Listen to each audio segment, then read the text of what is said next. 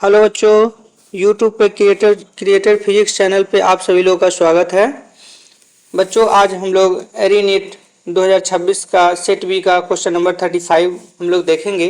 इससे पहले हम लोग कई सारे क्वेश्चंस को देखे हैं जो बिल्कुल सीरीज में है। आप सभी लोग अगर चाहें तो पीछे वाले भी क्वेश्चन को कंटिन्यू देख सकते हैं, लेकिन फिलहाल इस लेक्चर में हम लोग 35 क्वेश्चन नंबर को देखेंगे और समझेंगे। तो बच्चों, सबसे पहले हम लोग क्वेश्चन को समझेंगे।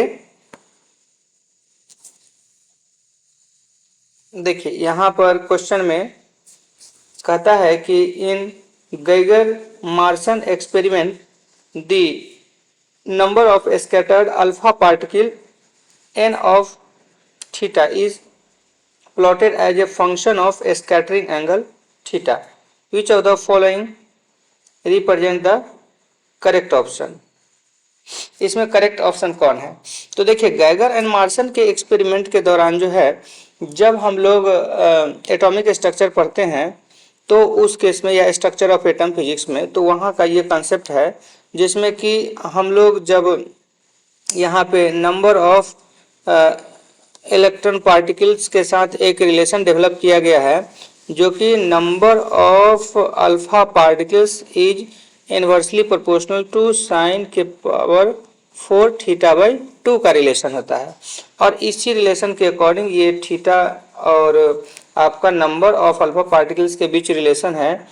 तो उसमें हम लोग ये एक्सपेरिमेंट कराते हैं, तो उसमें अल्फा पार्टिकल्स का स्कैटरिंग कराते हैं, तो वहाँ पर इस रिलेशन के अनुसार नंबर ऑफ अल्फा पार्टिकल्स का इमिशन होता है। तो इसी में जो है, यहाँ पर नंबर ऑफ अल्फा पार्टिकल्स और एंगल के बीच रिलेशन को पूछ रहा है इसमें। तो यहाँ से हम लोग देखेंगे कि अगर इस रिलेशन की बात की जाए तो यहाँ पे हमारे पास मान लीजिए कि थीटा बराबर अगर 0 करें, ठीक है, अगर 0 करते हैं तो यहाँ पर number of theta is equal to 1 by कितना हो जाएगा, साइन 0 और पावर 4।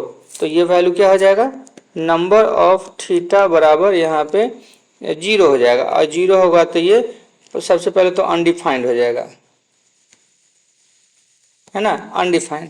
लेकिन यहाँ पर हमें अनडिफाइंड मान करके नहीं चलना है, क्योंकि यहाँ पर जो ग्राफ है वो चारों ग्राफ को अगर हम देखें तो इस चारों ग्राफ में जो हमारे पास ऑप्शन है उसमें हमारा कुछ एंगल है, मतलब नियरेस्ट टू 0 से 1 2 3 4 ऐसा बोल सकते हैं, 5 6 7। तो उसके करीब में आपका जो है एग्जैक्ट 0 एंगल नहीं है, कुछ ना कुछ यहाँ पर है बचा हुआ, यहाँ पर भी। तो ऐसे केस में यहाँ पे हमारे पास जो नंबर ऑफ अल्फा पार्टिकल्स का स्कैटरिंग होगा वो हम लोग नियरेस्ट टू 0 की बात कर सकते हैं, और ऐसे केस में इसका जो टोटल वैल्यू हो जाएगा वो इन्फिनिटी के आसपास हो जाएगा।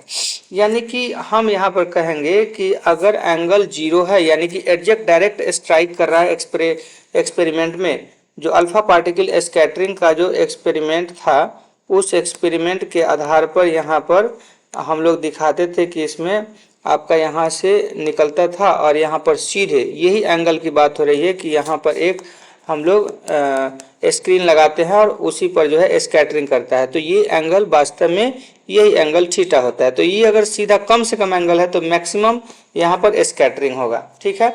लेकिन जैसे जैसे हम अगर इसको एंगल को बढ़ाते जाएंगे वैसे वैसे हमारे क्या होगा, नंबर ऑफ अल्फा पार्टिकल का स्कैटरिंग कम होगा।